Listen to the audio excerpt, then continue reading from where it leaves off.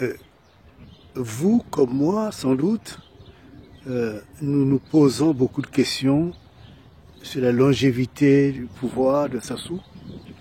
Et comment se fait-il que Sassou, bientôt 40 ans, est toujours resté au pouvoir?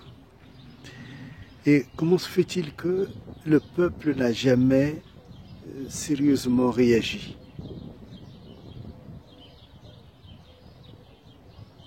Pendant longtemps, on m'a dit que le peuple n'a que le pouvoir qu'il a, ou le chef qu'il a, ou le président qu'il a. Pendant longtemps aussi,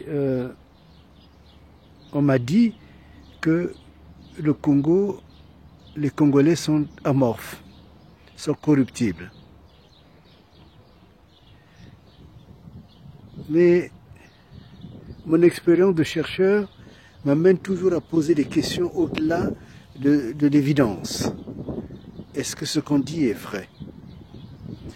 Et je crois que si le peuple congolais était amorphe, on ne serait pas devenu indépendant. Parce que vous savez que depuis le temps où le Congo est devenu indépendant, il y a encore des peuples qui sont sous le joug colonial. Et si les Congolais étaient amorphes, ou s'ils méritaient le chef qu'ils ont, en l'occurrence Sassou, je pense qu'ils ne feraient pas comme on voit des grèves actuellement, au risque de leur vie, dans un pays qui est totalement militarisé. Je crois avoir perçu, je vous l'expose comme cela me vient à l'esprit, avoir perçu les raisons de cette inaction du peuple. Je crois que c'est parce qu'on a dit au peuple qu'ils ont des hommes et des femmes qui font la contestation à leur place.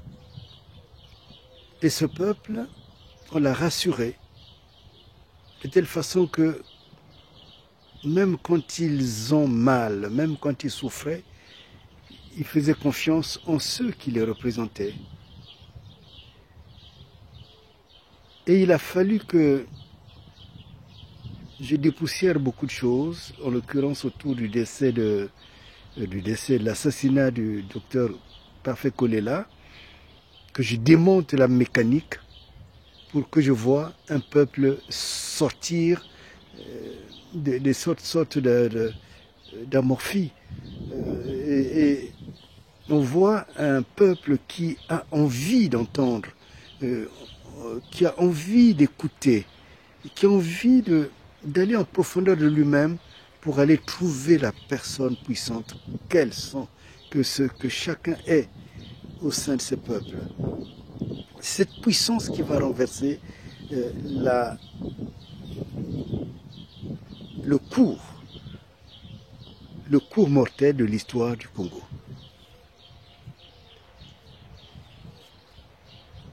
En fait, ce que je comprends, c'est que ceux qui se disaient les opposants, en réalité, c'est des hypocrites. Et vous savez ce que signifie hypocrite? Hypocrite vient du grec, hypocrites, c'est-à-dire c'est ceux qui portent des masques.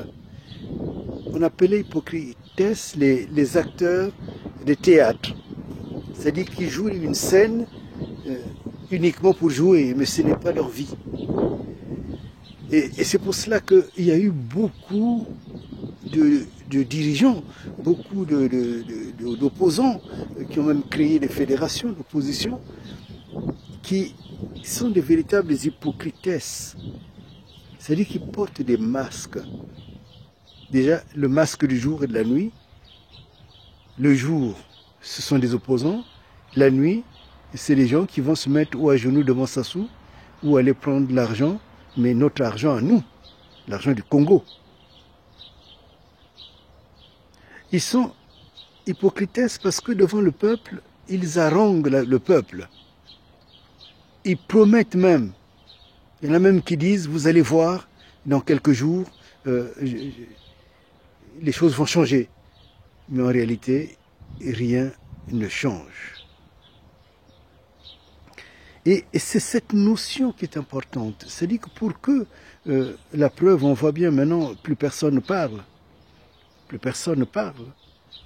Il y a eu le grand drame de Kolela. Qui a parlé? Qui a pris position? Qui? Moi, j'ai pris position. Parce que moi, je ne suis pas hypocrite. La vérité, je l'aime. Et le Congo n'aime pas la vérité. Tout au moins, ce Congo-là, qui se dit opposant le jour et la nuit, qui va chercher des subsides. Et c'est ce qui a fait que pendant 40 ans, on a endormi le peuple. Même quand on tuait des personnes, quand on tuait des dirigeants, quand on empoisonnait, quand on envoyait même du poison à des gens comme les Youlous qui étaient en exil, personne ne pouvait bouger, personne ne bougeait, parce qu'ils se disaient, il se fait un plan qui est très bon pour nous. Mais en réalité, il n'y avait pas de plan.